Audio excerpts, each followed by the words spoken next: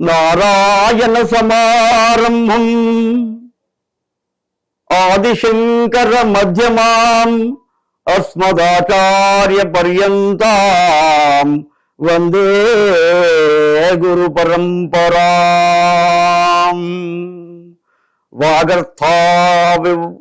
వాగర్థావివ సంపృక్తౌ వాగర్థ ప్రతిపత్తయే జగతః పితరౌ వందే పార్వతీ పరమేశ్వరౌ. మనం టీవీ ప్రేక్షకులకు శివ కళ్యాణ శివరాత్రి శుభాకాంక్షలు. 26వ తేదీ ఫిబ్రవరి నెల 2025 రోజున బుధవారం నాడు శివరాత్రి జరుగుతుంది. అదే రోజు రాత్రి లింగోద్భవం అయిన తదుపరి శివునికి కళ్యాణం చేస్తారు. అయితే లింగోద్భవం అయిన తరువాత ఈ బ్రహ్మదేవుడికి ఆలయాలు ఉండవు, నిన్నెవరు అర్చించరు అని శివుడు శపించడం, ఆ శాపాన్ని విని తన తప్పుకు శాస్తి జరిగింది అని బ్రహ్మదేవుడు లోపల ఆలోచిస్తూ బాధపడి తను బ్రహ్మలోకానికి వెళ్ళిపోవడం జరుగుతుంది. ఆ తదుపరి విష్ణువుకు నీకు నామల్లే ఇంకా నాకంటే ఎక్కువగా నీకు అలంకారాలు చేసి నిన్ను మంచి గౌరవంతో పూజిస్తారయ్యా, నువ్వు సత్యవాక్ పరిపాలన చేశావు, పరమేశ్వరుణ్ణి నేను చూడలేదు అని నిజం చెప్పావు, బ్రహ్మదేవుడు అబద్ధం ఆడాడు అని అనేసరికి ఆ యొక్క మహావిష్ణువుకు మంచి వరాలు ఇచ్చాడు ఆ యొక్క పరమేశ్వరుడు. కరుణామయుడు పరమేశ్వరుడు. శివుడు అంటే పేదవాడు కాదు, అందరూ అనుకుంటారు శివుడు పేదవాడని, కానీ ఈశ్వరు ఐశ్వర్యకారక. ఈశ్వరుడు ఐశ్వర్యం ఇస్తేనే, ఇప్పుడు కుబేరుడి దగ్గరికి వెళ్ళేదంతా శివుడిచ్చేదే. కుబేరుడు పూర్వం పిసినారి, శివుణ్ణి పూజించడం వల్ల ఒక దిక్కుకు అధిపతి అయ్యాడు, ఉత్తర దిక్కుకు, ధనానికి నవనిధులకు అష్టసిద్ధులకు అధిపతి అయ్యాడు. ఆ విధంగా శివలింగోద్భవం జరిగిన తర్వాత ఆనందంలో ఉన్న దేవతలంతా కూడా ఈ యొక్క శివపార్వతుల కళ్యాణం వాళ్ళు గతంలో ఎప్పుడు జరిగిందో వాళ్ళకు తెలియదు, చూడాలి అని అనుకుని శివ కళ్యాణం జరిపించారు. అయితే మొట్టమొదట శివుడు సతీదేవిని గాంధర్వ వివాహం చేసుకున్నాడు. గాంధర్వ వివాహం చేసుకున్న తర్వాత దక్షిణి యొక్క కుమార్తె. అయితే ఆయన ఒక యాగం తలపెట్టాడు.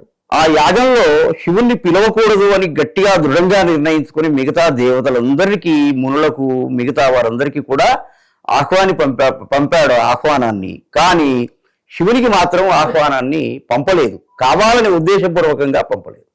అప్పుడు శివుడు కోపోద్రిక్తుడవుతాడు. అయినా పోనీలే, వాడు మనల్ని పిలవలేదు, మనం వెళ్ళకుండా ఊరుకుంటే సరి. అందుకే ఇప్పటికైనా మనం లోకల్లో కూడా చూడండి, పిలవని పేరంటానికి వెళ్ళకూడదు అంటారు. అయితే వాళ్ళ ఈ దక్ష ప్రజాపతి యొక్క కుమార్తె, ఇటు పరమశివుని భార్య అయినటువంటి సతీదేవి తల్లిగారి ఇంట్లో ఏదైనా పండుగ జరుగుతుందంటే ఆడవాళ్లకు బాగా కోరిక ఉంటుంది, నేను నా తల్లిగారింటికి వెళ్ళాలి, నా తండ్రిని చూడాలి, నా తల్లిని, మా యొక్క అక్కా చెల్లెలను, అన్నదమ్ములను చూడాలి అనేటువంటి కోరిక ప్రగాఢంగా ఉంటుంది. కానీ ఎదుటివారికి కూడా అంతే ప్రేమ ఉండాలి కదా, అప్పుడు వెళ్తే సంతోషం. అలా లేదు అక్కడ పరిస్థితి. ఆయన నిరాకరించాడు, నిరీశ్వర యాగానికి సిద్ధమయ్యాడు దక్ష ప్రజాపతి. అయినప్పటికీ కూడా భర్తను సాధించి ఆమె సతీదేవి, నేను వెళ్తానండి, నాకు మనస్సు ఒక చోట నిలవటం లేదు, నేను వెళ్తాను అంటే సరే అని ఓ 2-3 ప్రమద గణాలను ఇచ్చి పంపించేశాడు. అంటే వారు పెద్ద బాగా బలవంతులు కాదు.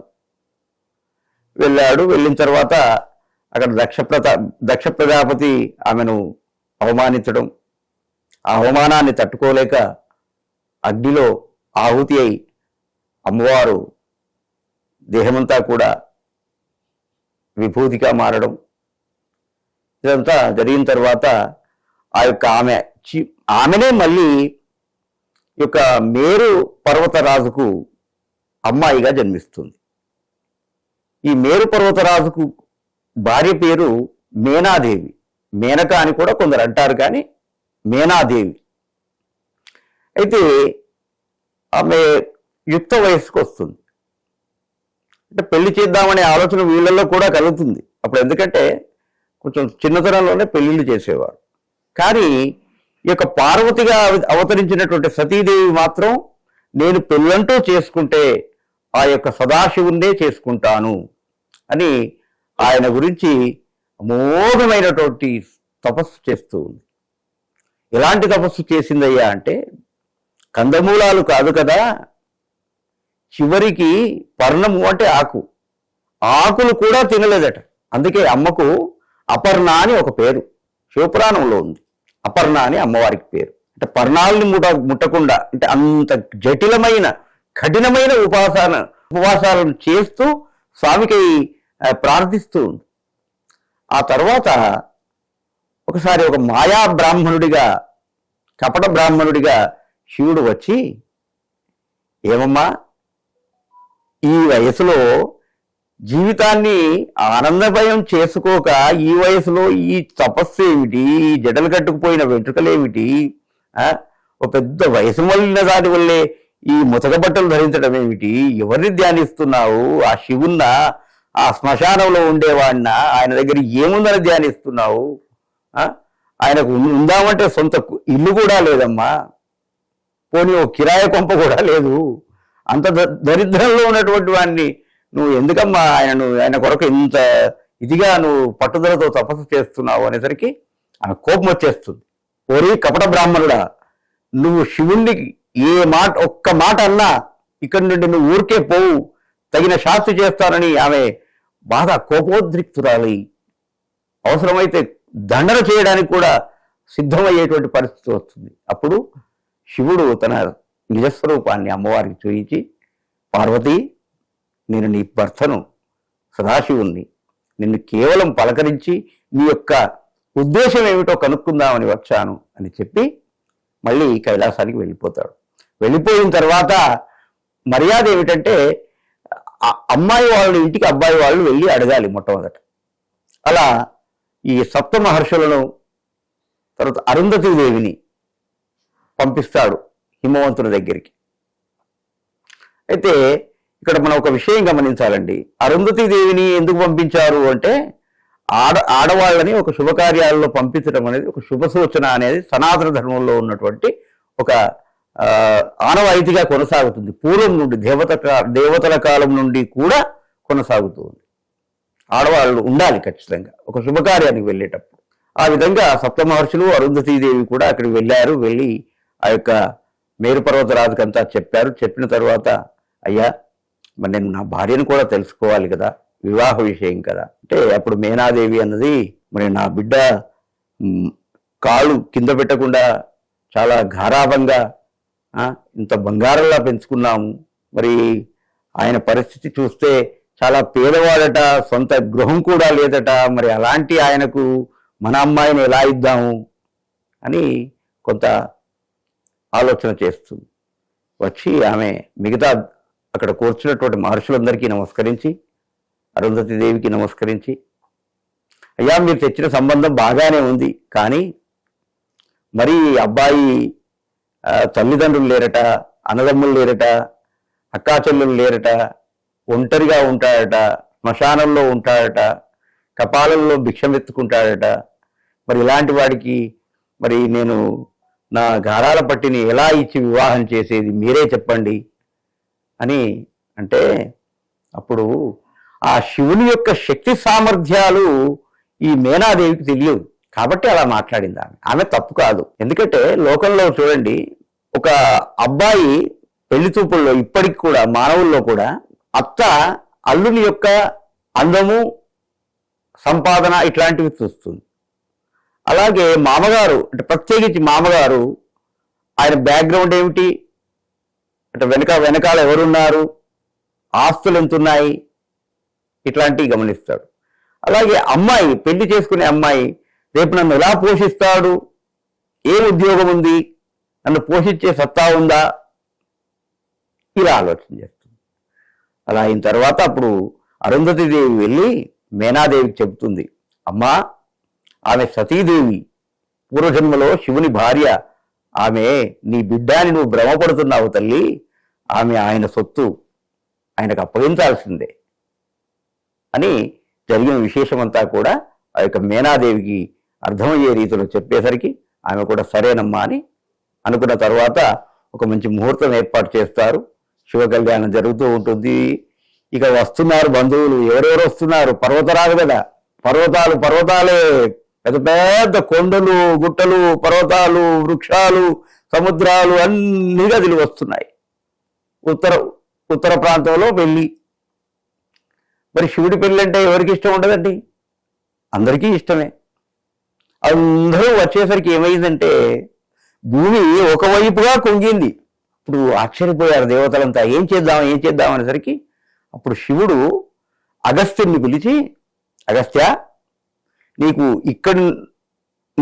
ఈ వివాహం అంతా కనబడేటువంటి ఒక కోరికను ప్రసాదిస్తున్నాను. నీవు దక్షిణ ప్రాంతం వైపు వెళ్ళి నిలబడు, భూమి సమంగా మారుతుంది, నీకు నేను శక్తి సామర్థ్యాలను ప్రసాదిస్తున్నాను అని ఆయన శివుడు ఆ యొక్క అగస్త్యునికి శక్తిని ప్రసాదించాడు. అందుకే అగస్త్యుడు సామాన్యుడు కాదు, కుంభసంభవుడు, మహా గొప్ప జ్ఞాన వైరాగ్య భక్తి కలిగినటువంటి వాడు, అందులోనూ సదాశివుడు అంటే ఇష్టమైనటువంటి వాడు. అలా ఎప్పుడైతే ఈ దక్షిణ ప్రాంతానికి వచ్చి ఈ యొక్క అగస్త్యుడు ధ్యానమగ్నుడై సదాశివుని ధ్యానం చేశాడో భూమి తిరిగి చక్కగా అయింది. అయినప్పటికీ కూడా మీరు ఇప్పటికీ సైంటిఫిక్గా కూడాను భూమి కొంచెం ఏటవాలుగా ఉంటుంది చూడండి. దక్షిణ ధ్రువం కొంచెం ఎత్తుగా ఉంటుంది, ఉత్తర ధ్రువం కొంచెం డౌన్ అయి ఉంటుంది, డౌన్ఫాల్ ఉంటుంది. ఎందుకంటే పూర్తిగా కంట్రోల్ కాలేదు. అంటే అంత జనాలు, అన్ని కొండలు, వృక్షాలు, పర్వతాలు, సముద్రాలు అన్నీ వచ్చేసరికి ఆ బరువు తట్టుకోలేకపోయింది. అలా ఆ విధంగా మరి పౌరోహితం ఎవరు చేయాలి, పెళ్లి ఎవరు చేయాలి? బ్రహ్మదేవుడు చేయాలి. బ్రహ్మగారు పౌరోహిత్యం చేస్తున్నారు.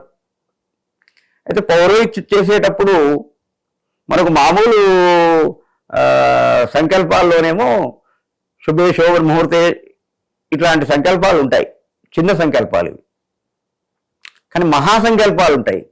ఇవి కేవలం దేవతా ప్రతిష్టలు, వివాహాల్లో మాత్రమే వాడతారు. అంటే మానవుల వివాహాల్లో వాడేటివి కొన్ని ఉన్నాయి, దేవతల వివాహాల్లో వాడేటివి ఇలా కొన్ని ఉన్నాయి.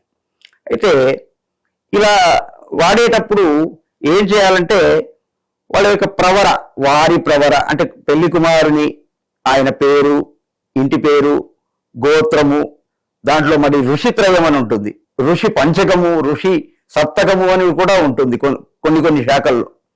మళ్ళీ ఆయన వారిది ఏ వేదము, ఏ శాఖ, ఏ సూత్రము, ఇవన్నీ ఉంటాయి. మళ్ళీ వాళ్ళ తండ్రి పేరేమిటి, వాళ్ళ తండ్రి పేరేమిటి, ఇవన్నీ కావాలి. మరి శివుడికి ఆయననే ఆది పురుషుడు, ఆయన కంటే మొదటి వాడే లేడు. అమ్మవారు, ఆమె కంటే మొదటి తల్లే లేడు, ఆమెనే జగత్తుకు తల్లి. ఇక వారిద్దరూ ఆది దంపతులు, వారికన్నా మొట్టమొదటి జన్మించిన వారు ఎవరు లేరు. ఇక వారికి గోత్రం ఎక్కడిది? అందుకే అందరూ ఏమని నిశ్చయించుకున్నారు? శివగోత్రమే అని నిశ్చయించుకొని శివగోత్రం ద్వారా ఆ యొక్క కళ్యాణాన్ని జరిపించారు. ఇప్పటికీ కూడా ఏ గోత్రము మాకు తెలియదండి, మా పూర్వీకులు చెప్పలేదు, మా దాంట్లో గోత్రం ఉండదండి అని ఎవ్వరూ అనుకొని బాధపడకండి. ఎవరికైనా గోత్రం తెలియనట్లయితే శివగోత్రం అని మీరు ఏదైనా ఆలయంలో పూజన, అర్చన, కుంకుమార్చన చేసేటప్పుడు శివగోత్రం చెప్పుకోండి. ఎలాంటి సందేహం లేదు, దీనికి ఏ పండితుడైనా ఒప్పుకోవాల్సింది, దీంట్లో న్యాయం ఉంది కనుక. అలా కన్నులకు పండుగగా ఆ యొక్క శివ కళ్యాణాన్ని చూసి వచ్చిన వాళ్ళంతా ఎంతో సంతోషపడి తరించిపోయారు, ఆనందపడ్డారు. అట్లాంటి కళ్యాణము నా భూతో నా భవిష్యత్తు ఇక మనకు అసలు జీవితంలో దొరకదు. అట్లాంటి కళ్యాణం జరిగినప్పుడు ఆ యొక్క ఏం చేశారట, శివపార్వతులే వాళ్ళు ఒకరిపై ఒకరు తలంబరాలు పోసుకున్న తర్వాత లోక కళ్యాణార్థమై తమ దోసిళ్లతో దశ దిశల ఆ యొక్క ఏవైతే అక్షతలు ఉన్నాయో అవి చల్లారట, అందరిపై పడేటట్టుగా, లోకమంతా పడేటట్టుగా. అంటే అందరూ ప్రశాంతంగా ఉండాలి. ఎందుకంటే అందరినీ ఆశీర్వదించినటువంటి ఏకైక అంటే తమ పెళ్లిలో ఇతరులను ఆశీర్వదించిన కళ్యాణం ఎవరిదైనా జరిగిందంటే అది ఒక శివ కళ్యాణమే. ఈ యొక్క శివ కళ్యాణాన్ని పెళ్లి కాని వారు ఒక 21 రోజు కానీ 41 రోజు కానీ ఒక క్రమ పద్ధతిలో రోజు ఒక 11 సార్లు నియమం పెట్టుకుని చదివినట్లయితే ఎన్ని దోషాలున్నా పటాపంచలై ఖచ్చితంగా వారి వివాహం జరుగుతుంది. ఇది శివుని ఆజ్ఞగా నేను శివపురాణం నుండి తీసుకొని, తర్వాత స్కాంద పురాణంలోని 2వ ఖండమైనటువంటి కౌమారీ ఖండం నుండి కొంత, తర్వాత మార్కండేయ పురాణాంతర్గతంలో ఉన్నటువంటి విషయాలను కొంత తీసుకొని ఈ యొక్క శివ కళ్యాణాన్ని గురించి నాకు తోచిన విధంగా నాకున్నటువంటి పరిజ్ఞానం మేరకు నేను చెప్పడం జరిగింది. స్వస్తి. ఓం సాంబ సదాశివ సాంబ సదాశివ. లోక సమస్తా సుఖినో భవంతు. లోకా సమస్తా సుఖినో భవంతు. లోకా సమస్తా సుఖినో భవంతు.